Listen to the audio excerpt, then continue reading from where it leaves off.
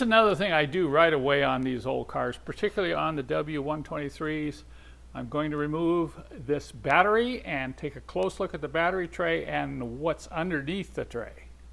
Now this here is right up there in the top 3 things you'd want to check on a W123. This is one of the design weaknesses of this car, folks. Now I didn't film this because it happened right when I got the car, but when I got the car, the hood was very hard to open and this particular hinge was stuck. This is really bad because you can break these hinges off, then you got a big wrench dance. But this water drain was totally plugged, typical of most 123s. So the other thing in those top 3 are the water drains right here that exist below the hood hinge pivot point. These plug up, the drain down here plugs up, the same on the other side. And when this happens, you get all kinds of problems, including rust under the battery tray, which can let water leak into the car. So if you're wondering where the water is coming from getting into your car, even into the back carpets, because it'll run all the way to the back, suspect something going on under the battery tray. So I've taken all the bolts off. I've done lots of videos on this. I'll put some links below and to show more of this video. What happens here is you have an environment for rapid accelerating rust. You have plugged water drains, which create a lot of moisture and water, combined with a battery that gases off, and it creates rust in and around the battery tray. That's why you see these battery trays. If you use an AG battery, you can certainly reduce this problem. Most of these cars were built and driven for thousands of miles before the AGM batteries ever came along. So the gassing off of the regular lead acid battery is a problem when you get it into this high moisture environment. So I've unbolted this one. I'm going to pull the tray off and see what we got. Oh, look at that. See, the rust has begun, but I caught it in time. Oh, isn't that nice? Oh, I caught it in time. It's just starting to cut through the body seam sealer here, but it has not rusted through the body. To me, this is a great find in a W123. I can't say then that this car is 100% rust-free because there's a spot right there. So it's 99.95% rust-free. But this is an easy fix with miracle paint. Don't try to fix this with normal paint. It'll just keep rusting because, once again, of the high moisture environment. Remember, water drain goes through this hole, comes down here, and goes out through a hole right under this wiring. So this one gets plugged, all the water fills up under the battery tray and rusts right through there. And then guess where the water goes? Okay, I'll send you off to some other videos. Just follow the links below. So this is going to be an easy fix. The battery box tray has not rusted through, so I'll be able to clean this up and coat this with miracle paint. And I'll be able to come in here and clean all this area up and coat this with miracle paint and reinstall this. I won't have to worry about corrosion in the future. Now I did run water through this drain when I first got the car and lubricated this hinge, but after pulling this battery out, I said, wow, this is really plugged, even flushing it with water.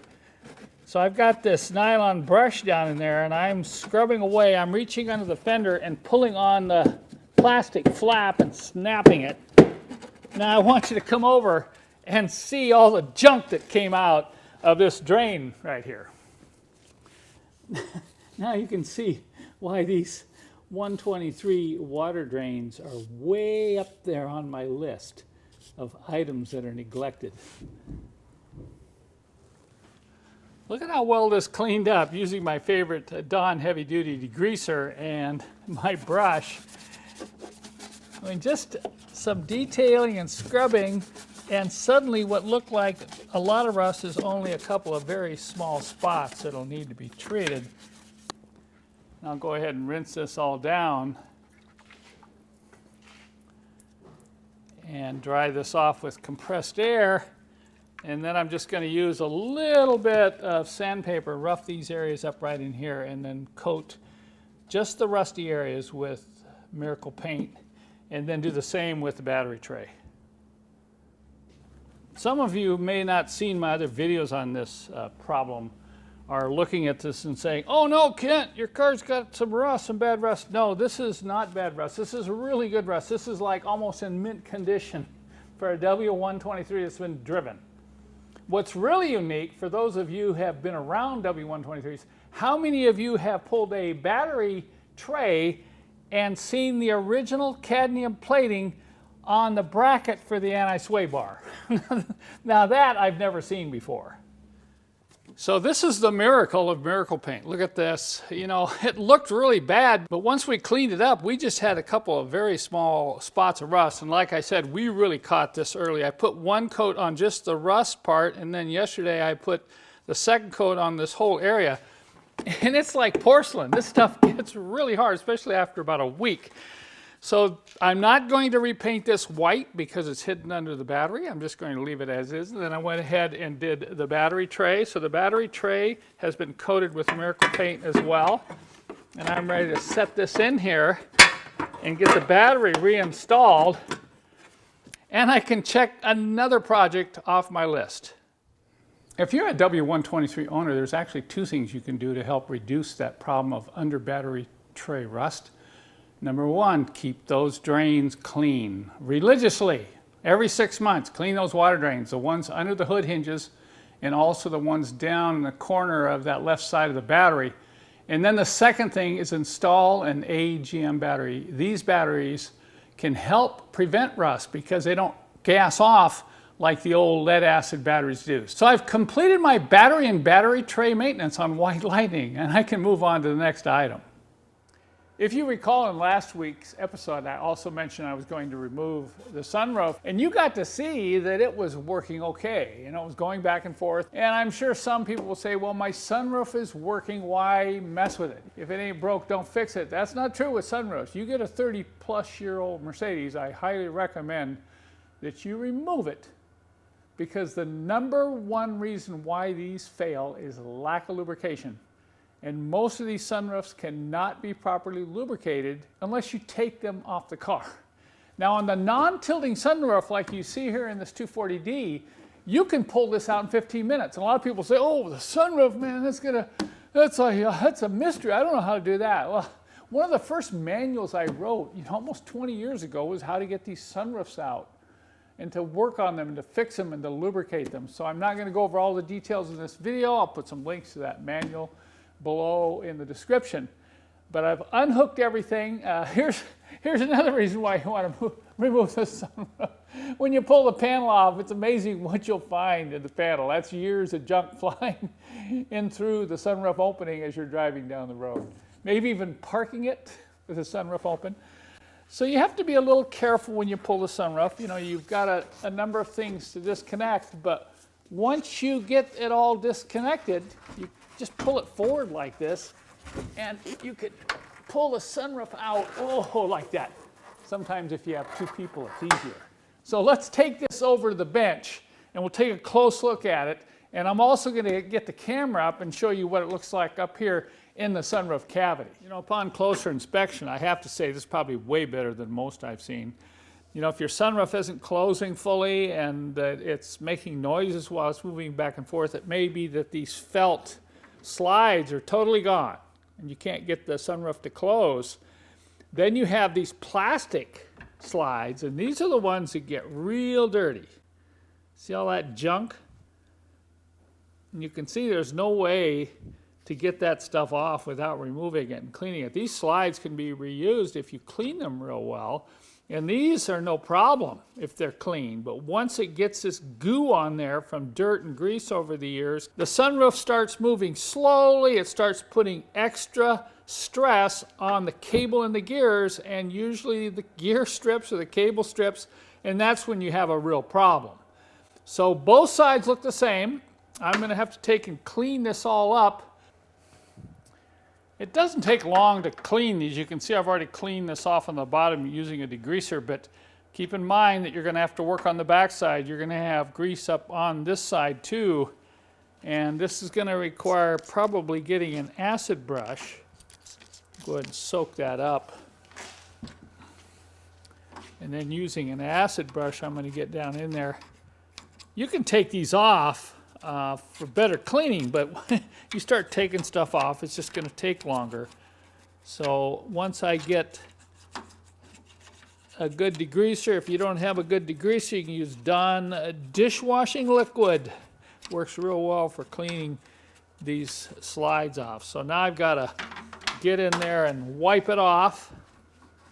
We'll get these totally clean and get them ready to re-grease before we install the roof. I thought I was going to be able to use these rubber and felt pads, we call them feet, and I went ahead and cleaned them. I cleaned them in warm, soapy water. You have to be very gentle when you clean them because they have this felt covering that's adhered to the rubber. Well, upon cleaning them and drying them off, I've got one pad here that actually has no felt left. Now, the other three aren't so bad. There's one that's got a couple spots that's missing. The problem is if you reuse it like this and you put lubrication on there, the lubrication won't stay. It'll just rub off. So it really requires that you have this felt on the foot if you want lasting lubrication to stay in place. So I decided to go ahead and just replace them with new ones. I know these aren't particularly cheap, but fortunately Mercedes still makes these, and we sell these on my website.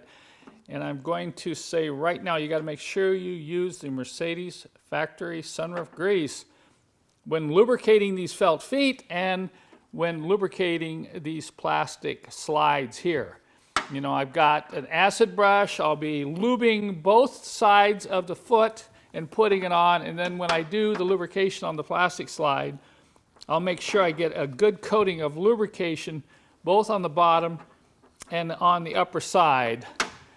And so after cleaning, you want to make sure you do this thoroughly on both sides before reinstalling the roof in the car. Well, you can see it's not bad. It looks ugly, but it's not ugly. You should see some of these, they get really rusty. This isn't rusty, but it is dirty and filthy, and a lot of that felt has fallen off. So we're going to do some water drain tests, and I'll show those to you in the next episode. So I'll pull these air dam rails out, and we're going to do a lot of cleaning in through here, making sure that everything is clean, and any type of rust that I might find in this area is going to be treated with Miracle Paint. It's not very often that you'll pull one of these brackets out that hold the side sunroof seal to the roof and find that it's not rusty. This is very rare. I ran out of time this week, and I'm not going to be able to get the sunroof completely finished and back in the car. But when I come back in the next episode, I'll show you some scenes of installing this and show you the operation once we get everything cleaned and lubricated and back in place. I'll also be removing the cable and re-lubricating the cable before I reinstall the roof.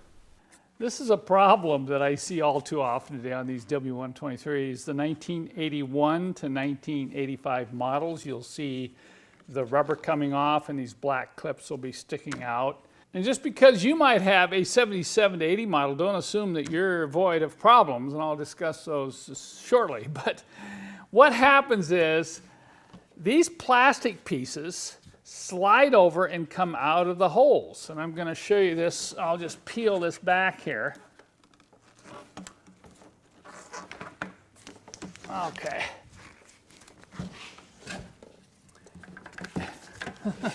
Get off of here.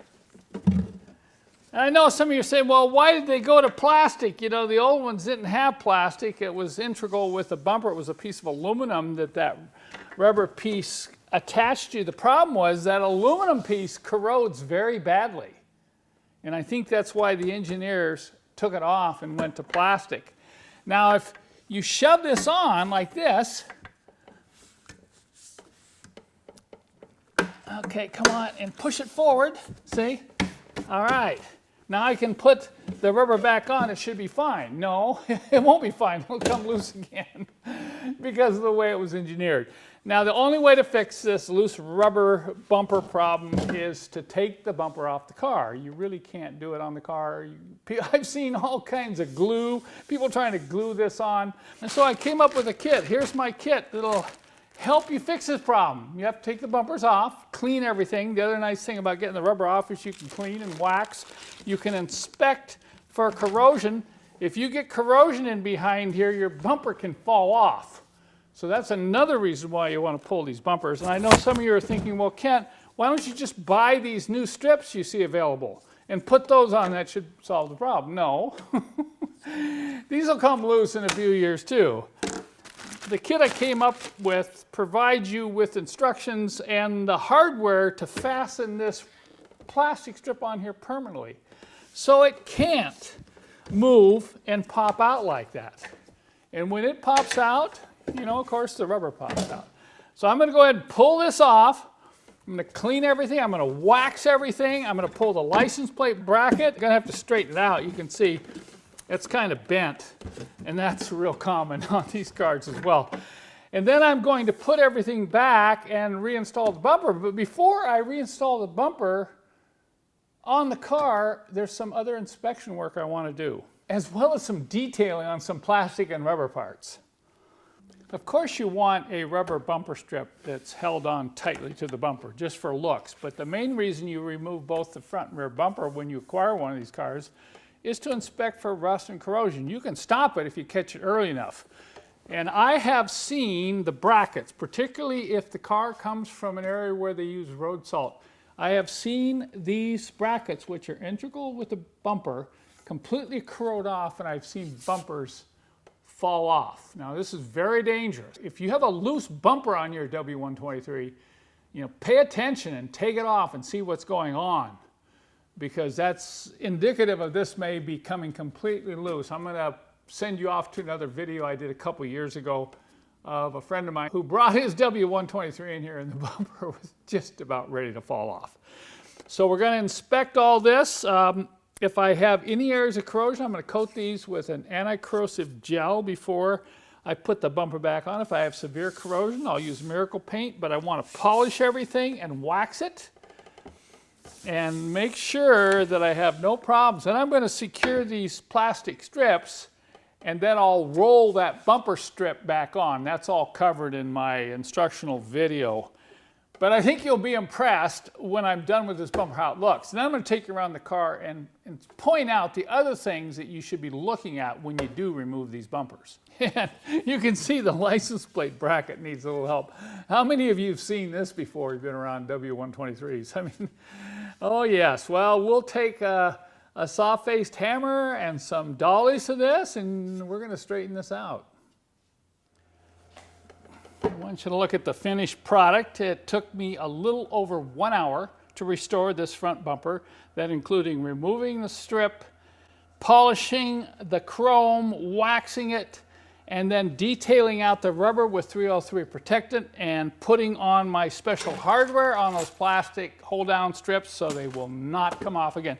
This rubber will not come loose again, I guarantee it. And I went ahead and even fixed the license plate bracket. I just couldn't stand it. You know, it took some hammering, some bending, some vise work, but that's pretty straight. It's not perfect. There's no filler. That's all just handwork, and it's going to go back on the front bumper. You're not going to see any flaws in this bracket behind the license plate. And I may even put this license plate on the car because I will be running it with collector plates. I've not gotten to this rear bumper yet, but when I pull it, I'm going to pay particular attention to this metal plate that holds this rubber piece on. These get rusty very easily because they're back in a high moisture environment. And if these start to rust, they'll rust and rust your body panel out. So we're going to take a close look at these. And I'm going to just for now show you another video on how I repaired this in a different car. I'll put a link in the description below.